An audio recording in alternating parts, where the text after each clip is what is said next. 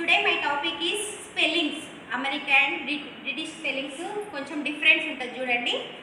ఇక్కడ British English and American English have variations in terms of some spelling even though there is no difference in language.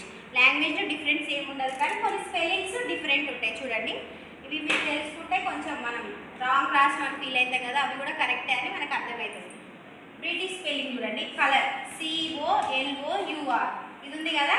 American spelling COLOR. ఇక్కడ you అనేది ఇక్కడ లేదు. ఒకసారి మీరు observe చేస్తే ఈ రెండు కరెక్టే అనమాట. ఇది బ్రిటిష్ స్పెల్లింగ్ అండ్ ఇది అమెరికన్ స్పెల్లింగ్. మనం ఎక్కువ ఇవి యూజ్ చేస్తాం, బ్రిటిష్ వాళ్ళు మనం యూజ్ చేస్తాం కాబట్టి బ్రిటిష్ స్పెల్లింగ్స్ ఎక్కువ యూజ్ చేస్తాం. నెక్స్ట్ ఫేవరెట్, ఇక్కడ చూడండి FAVOURITI. ఇక్కడ చూడండి అమెరికా స్పెల్లింగ్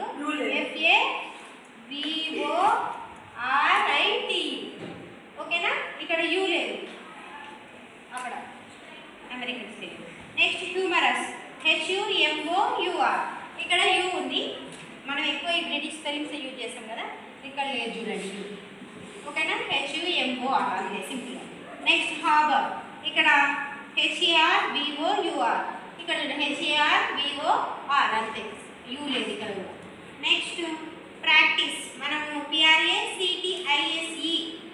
ఇట్లా ఇది రాస్తాం యాక్చువల్లీ, ఇక్కడ అమెరికాది ISE రాస్తాం, ఇది కూడా రాయొచ్చు PRACTICE అని కూడా రాయొచ్చు. ఓకేనా, ఇలా కొన్ని మీకు ముందుంచాను. ఇంకా మరిన్ని వీడియోస్ కోసం మా ఛానల్ని సబ్స్క్రైబ్ చేయండి, షేర్ చేయండి, లైక్ చేయండి friends. Thank you for watching my video.